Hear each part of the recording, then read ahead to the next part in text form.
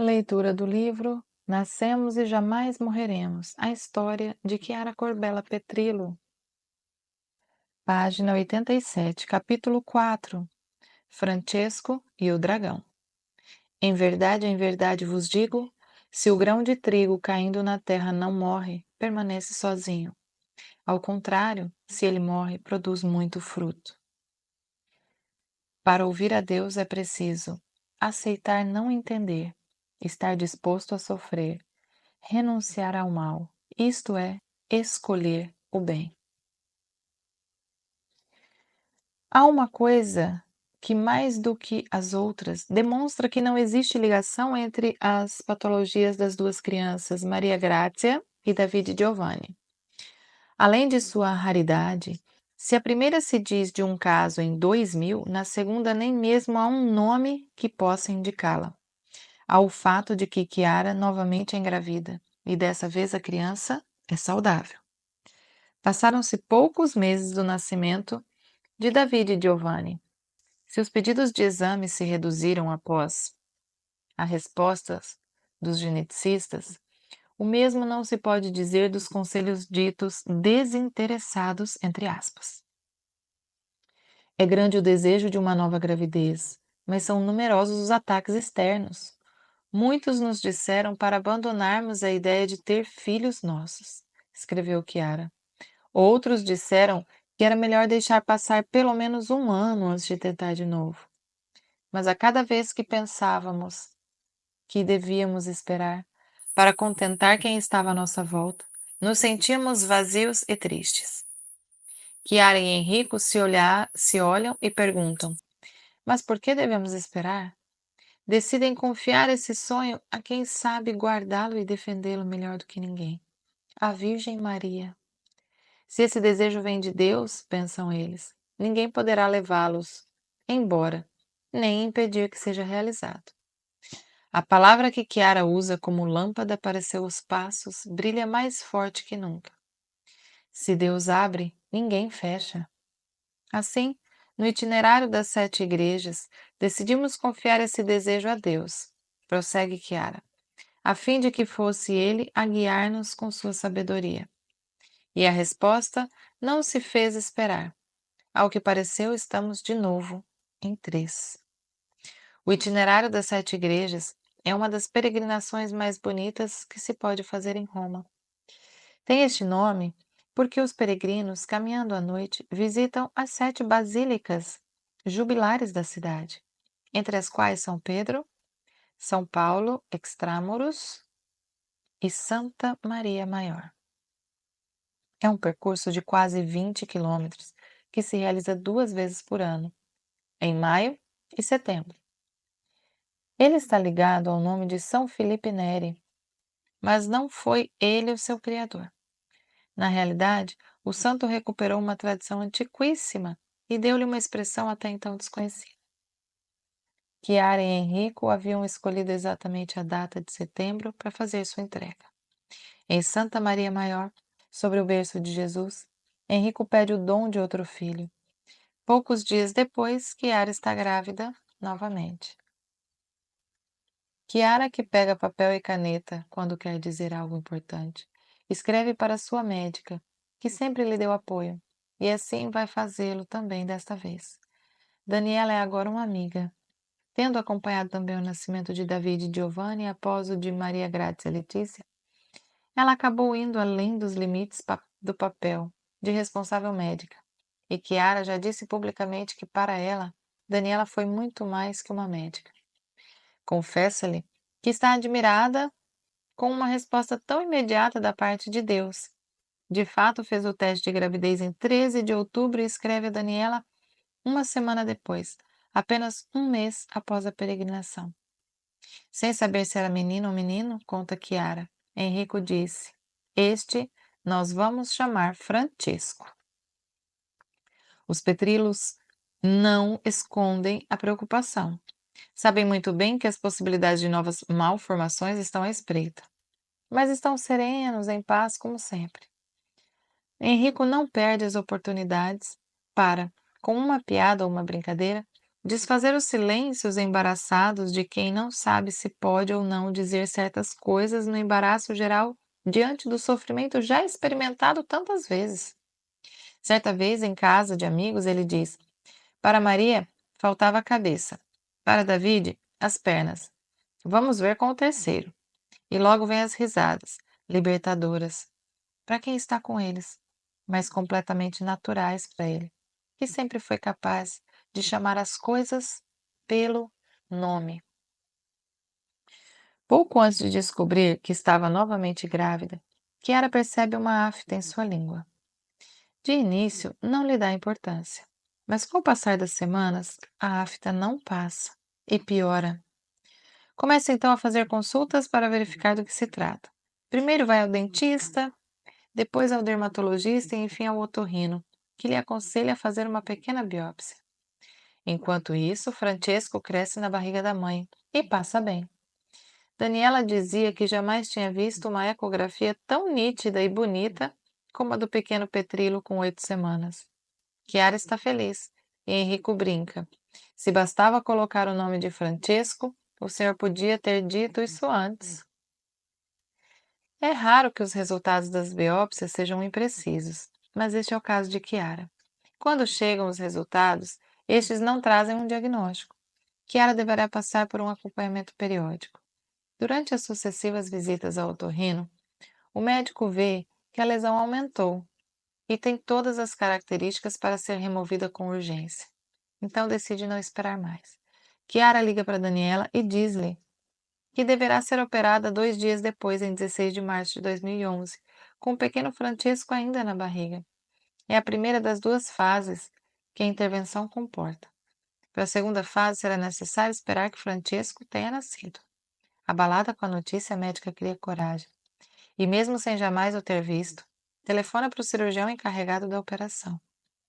Olhando para trás nesses momentos, é claro que Chiara estava preparada, mas não para aquilo que iria experimentar dali a pouco.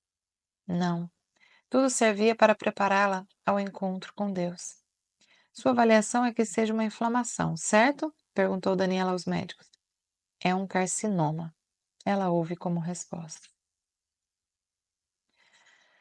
Nos dias que antecedem a intervenção, Chiara faz de tudo para não preocupar os que estão à sua volta. Nunca se lamenta e enfrenta toda a dificuldade com um sorriso. Seu caráter deixa todos desarmados. Nenhuma das pessoas que lhe estão próximas compreendeu bem do que se tratava. Quem se encontrava com ela e Henrico nesse período experimentava o bem que emanava de sua companhia. Chiara poderia derramar sobre todos o seu desgosto, mas ao contrário, cada pessoa que encontra pode apoiar nela a sua própria fragilidade e receber palavras de conforto. Não repele ninguém e leva em conta a pobreza de todos. Tal como São Francisco, também ela é dotada de um discernimento especial. Levava em conta prudentemente a condição de cada um. Quem se encontrava com os Petrilo sempre voltava para casa consolado e agradecido. Roberto, o pai de Chiara, recorda que a filha sempre fez com que ele e sua mulher vivessem como normais aquelas situações atípicas e incomuns. Sua capacidade desde pequena de penetrar no coração das pessoas, de extrair delas o melhor, a sua constante disposição em servir aos outros e a sua alegria continuam as mesmas, ou antes, com mais intensidade. Em 16 de março, Daniela está ali com Chiara. Conseguiu ser substituída no hospital onde estaria de plantão. Mesmo que Chiara e Henrico lhe tenham dito para não se preocupar, pois já fazia muito por eles, ela não pôde ficar tranquila permanecendo à distância. Entende que ao menos poderá fazer um pouco de companhia a Henrico, que espera e reza do lado de fora da sala de cirurgia. Chegando ao hospital, ela encontra Chiara e Henrico já no quarto, sozinhos. Cumprimentam-se e depois começam a rezar juntos. Dada a hora, proclamam as laudes da manhã seguindo a liturgia das horas, que tinham começado a rezar em Assis. Depois disso, esperam e conversam, aguardando que da sala de cirurgia venham chamar Chiara para a operação. Como amigos, como se tudo fosse normal, uma situação comum, falam e chegam até mesmo a contar piadas. Daniela lhe diz para não se preocupar, pois ela fará companhia a Henrico. Depois os médicos chamam por Chiara. Chegou o momento. Inesperadamente, fora da sala de cirurgia, o cirurgião pergunta a Daniela se ela também quer entrar. A ginecologista não esperava por isso, mas prontamente responde que sim. Eu nem sequer tinha pensado nisso, contou ela. Geralmente, quando me veem jovem e mulher, mal acreditam que sou médica de verdade. Por isso fiquei bastante admirada ao receber esse convite. A sua presença poderia ser importante para Francesco. Poderia ficar junto a Chiara para controlar os batimentos do pequeno. Daniela encontra uma bata e entra. A primeira coisa que ela faz é alertar a equipe médica. Fala com os enfermeiros e o anestesista. Fala sobre Chiara, sua história e de seus filhos. Conta que era uma paciente, mas agora é uma amiga. Recomenda-lhes Chiara como um tesouro precioso a ser protegido e com o qual ter o máximo de cuidado. No frio da sala operatória, aproximam-se dela e põem seu terço na sua mão, apertando-a. É a pulseira que a própria Chiara lhe trouxe de Medjugorje. Todas as operações foram assim, contou Daniela. Para ela, que queria estar perto, mas sentia sua própria impotência. Aquele era um sinal de que eu estava ali como amiga, mas sobretudo de que estava ali com sua mãe. Juntas, eu e Chiara, nos ajudávamos a não duvidar e confiar. No silêncio daquela sala, a oração é a única coisa que Chiara pode perceber. Ela está acordada, porque a intervenção é com anestesia local, mas não pode cruzar com o olhar de ninguém. De fato, seus olhos estão vendados para protegê-la da luz forte dirigida diretamente sobre seu rosto, como requer a operação. Combatendo o medo com a fé, Daniela está à direita de Chiara e assiste toda a intervenção. De sua posição, ela vê o cirurgião que opera, mas não consegue enxergar diretamente a lesão. As expressões dos presentes, porém, são muito eloquentes, em particular a do anestesista. Daniela ouve-o cochichar. Não há dúvida, é um carcinoma. A massa retirada é prontamente analisada. Segundo o exame histológico imediato, trata-se de fato de um carcinoma, mas para estarem certos será necessário aguardar o exame histológico definitivo. Então, o cirurgião decide fazer uma segunda incisão para colher outra pequena lâmina de tecido das margens da lesão. Estas pequenas partes mostram-se livres e limpas. Enquanto isso, Daniela procura ouvir Francesco. Quer saber se ele continua a movimentar-se na barriga de Chiara e se está bem. Não ouve nada e por um momento teme que lhe tenha acontecido alguma coisa. Mesmo assim, procura tranquilizar Chiara, dizendo-lhe que está tudo em seu lugar e Francesco está bem. Chiara interpreta esse silêncio de seu bebê como uma delicada colaboração com sua mamãe. Pouco depois, Francesco volta a mover-se. A anestesia teve um leve efeito também sobre ele, mas nada de grave. Após a intervenção, Daniela ainda está com Chiara, segurando-a pela mão na sala de recuperação. Eu falava, mas muito pouco, conta Daniela. De nada serviam as palavras, eu tinha apenas uma grande vontade de chorar. Estava ali e procurava rezar em silêncio. A massa que a intervenção havia extraído não era, de fato, de pequena dimensão. Enquanto isso, do lado de fora, para esperarem, enquanto isso, do lado de fora, para esperarem com Henrico, chegaram os pais de Chiara. Ao sair, Daniela os vê e, forçando um sorriso, diz-lhe que a intervenção foi realizada sem complicações e que logo Chiara voltaria ao seu quarto. Adverte-os que é preciso esperar pelo exame histológico definitivo e mais tarde ela repete essas palavras também para Henrico quando, ao fim daquele longo dia, ele a acompanha de cá até sua casa. É um tumor? Pergunta Henrico. Não disse que sim, nem que não, conta Daniela, porque não podia dizer mentiras. Depois da intervenção, Chiara não pode falar e tem uma enorme dificuldade em deglutir. Comer fica inteiramente fora de questão. Expressando-se com os olhos e escrevendo em um pedaço de papel, ela procura convencer os enfermeiros a lhe darem alguma coisa mais forte que o paracetamol que lhe prescreveram. As dores na língua são realmente intensas, lancinantes. Entretanto, devido à condição particular de mulher grávida, a equipe do hospital se recusa a dar-lhe analgésicos mais fortes. Chiara está muito mal. Pede apenas a ajuda de Deus. Aquela noite foi terrível para ela. Ao recordar aquelas horas, ela escreverá: Assim, não podendo falar, nem mesmo deglutir a saliva, Passei a noite mais longa da minha vida. Dentro de mim, eu gritava para Deus: Por que não me tiras essa dor? Sei que podes fazer isso. Em certo ponto, tomada por meu delírio, disse a mim mesma: Deus não existe, senão ele não faria isso comigo. Mas nesse momento eu experimentei uma dor tão forte no coração e me senti tão sozinha como nunca acontecera antes. E fiquei aflita por ter pensado semelhante coisa.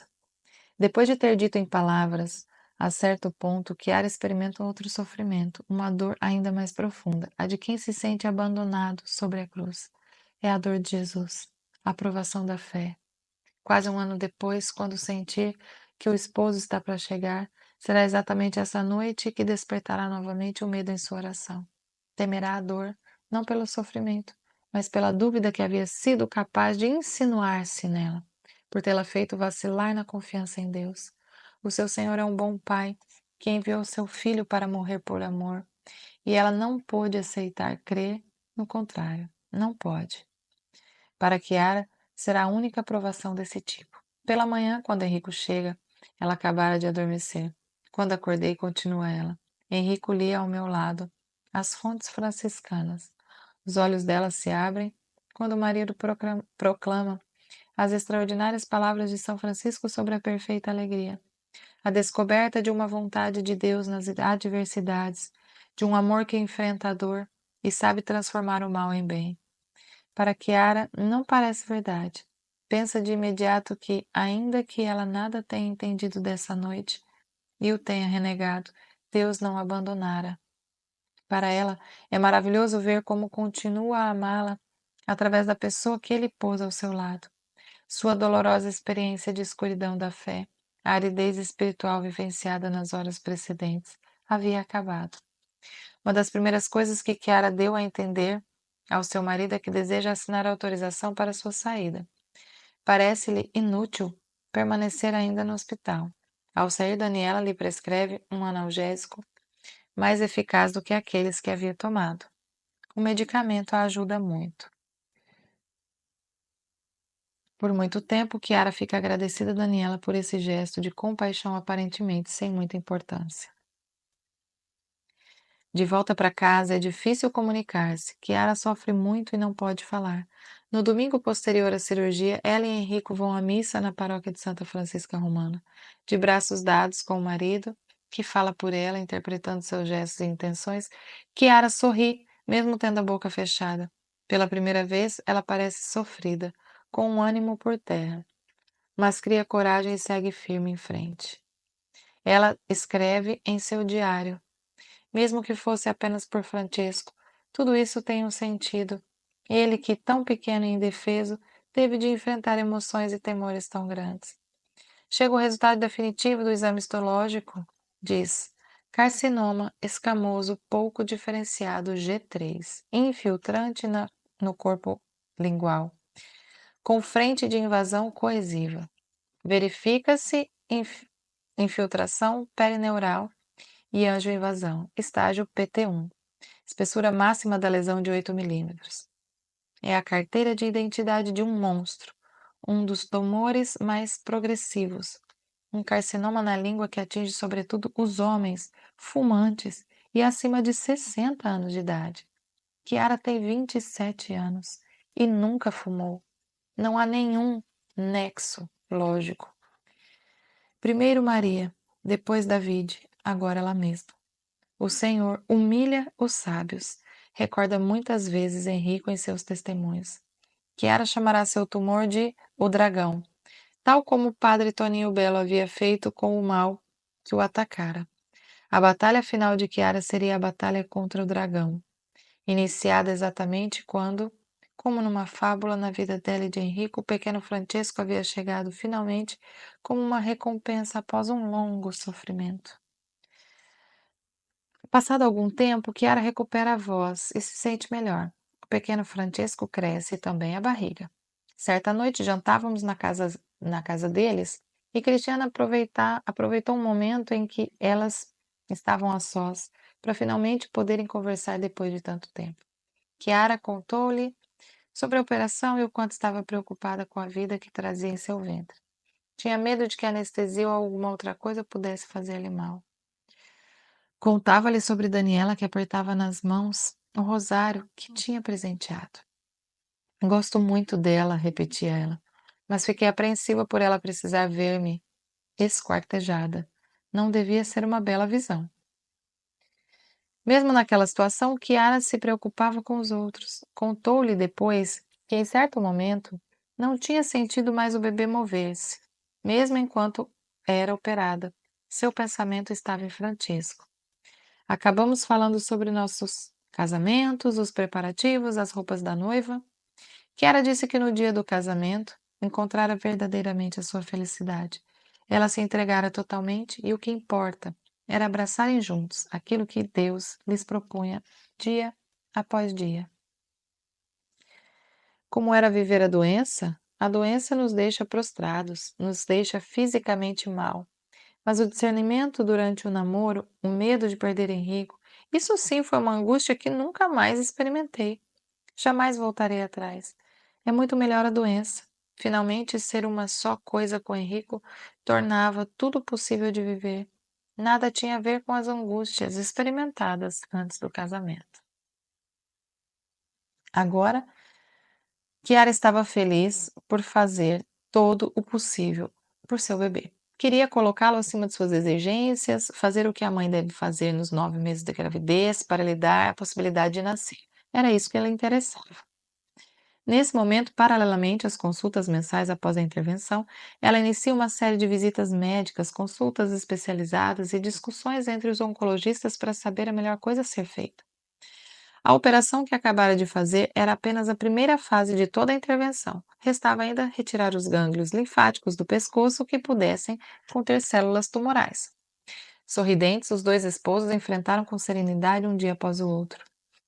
De imediato, poucas horas depois das palavras definitivas do cirurgião que a operou, Kiara convida Daniela para almoçar. Hoje comeremos peixe, disse ela, que só podia comer papinha. Em pouco tempo, Daniela consegue uma consulta no Instituto Tumori de Milão. Henrique e Chiara partem de Roma no dia 28 de março, acompanhados por Ângelo, um geriatra amigo deles. Conheceram a ele e a sua família depois do funeral de David e Giovanni. A própria Chiara sublinhou o quanto foram providenciais as amizades que o Senhor deu a ela e Henrico no decorrer da história.